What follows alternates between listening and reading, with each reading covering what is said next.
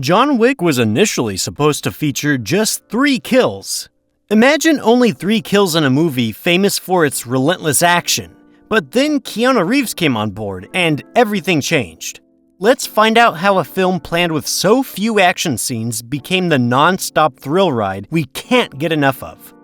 When John Wick was just a script floating around Hollywood, it was actually linked to Bruce Willis. The movie was even going to be called Scorn. That's right. None of that sleek, minimalist title we know today. The idea was to have Willis, who already made a name for himself as a tough guy in Die Hard, bring his action chops to this new character. Bruce Willis as John Wick, or should I say, as Scorn? It would have given the movie a different flavor for sure. Maybe it would have leaned more into that old-school action vibe Willis is known for. But as the project developed, things shifted dramatically. But everything took a fantastic turn when Keanu Reeves got involved. John Wick wasn't meant to look anything like the movie we know today. When screenwriter Derek Kolstad wrote the script, the lead character, John Wick, was supposed to be a 75-year-old man who retired for over 2 decades. The idea was for someone like Clint Eastwood or Harrison Ford to play an older, battle-hardened assassin stepping back into the dangerous world he had left behind. The thrill was supposed to come from seeing his aging character with decades of experience fight his way through intense action sequences. But there weren't many actors in that range who could both handle the physical demands and carry the role. Producer Basil Iwanek knew this concept had potential, but finding the right actor seemed tough. Then Keanu Reeves entered the picture. Thanks to a recommendation from his friend Jimmy Darmandy, Iwanek sent the script over to Reeves, who immediately saw the story's potential. Keanu loved the idea of John Wick's world, which was a blend of the everyday world and a mysterious underworld full of assassins with their own strict honor code. He was drawn to John Wick as a character with deep grief, a man mourning for his wife, and haunted by a past he can't shake. Keanu didn't just want to play an old character returning to the action. He wanted to bring a new edge to the story and give it a younger, sharper feel. This change set the stage for everything that followed. John Wick went from being a retired old assassin to a younger, relentless character. And with Keanu at the center, the film became something fresh and exciting. With Keanu Reeves now the face of John Wick, the action also ramped up significantly. The film was originally written with just 3 kills. Yes, 3. Director Chad Stahelski shared that the script was meant to be much more contained, with only 2 deaths even happening on screen in a car crash. But once Keanu Reeves joined, things took a different turn. Stahelski explained that John Wick's combat style, inspired by anime and martial arts films, naturally called for more action. As Keanu moved through scenes, his efficient style meant that every shot counted, literally. With each scene, the kill count naturally climbed. What started as a low-key revenge story quickly escalated into an intense action film, ending with about 80 kills. And with every sequel, the body count kept rising. 128 kills in the second film, 94 in Chapter 3 Parabellum. Speaking of key changes, there's an important scene that nearly got cut from the film. The studio wanted to cut out the scene where John's puppy dies. This was always meant to be John Wick's reason for the violent quest, a moment that would drive the entire story. But as the script developed, directors Chad Stahelski and David Leitch faced pushback from the studio, which feared audiences wouldn't respond well to it. The studio suggested they cut the dog out altogether and focus on John's return to the assassin world without this emotional trigger. But Stahelski, Leitch, and screenwriter Derek Kolstad knew the story wouldn't hold without this deeply personal motive.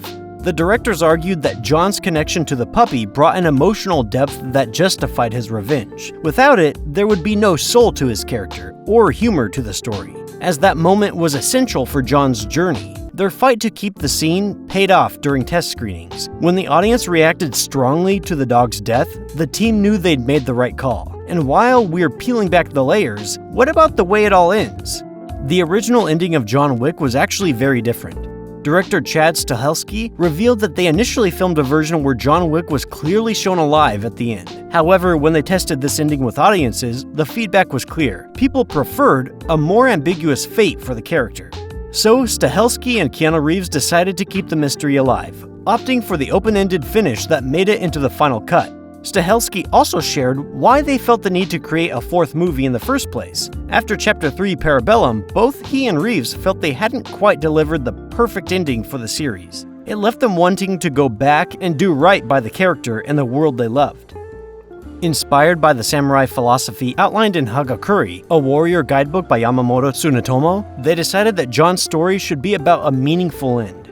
Stahelski recalled how they wrote the idea on a napkin during a trip to Japan. This idea became the guiding line for John Wick 4, shaping the story backward from that powerful concept. But the differences don't end with the film's conclusion.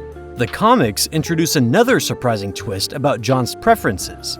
Imagine if in the first John Wick movie, it turned out John wasn't a fan of dogs at all, but actually preferred cats. Sounds pretty different, right? In the comics, there's a hint that before becoming the dreaded Baba Yaga, Wick might have been more of a cat person. In the film, the puppy Daisy is super important. It's his last link to his late wife, and her death pushes him back into the assassin's life. But what if John didn't connect with the puppy right away? Or if he'd been shown taking care of a cat instead?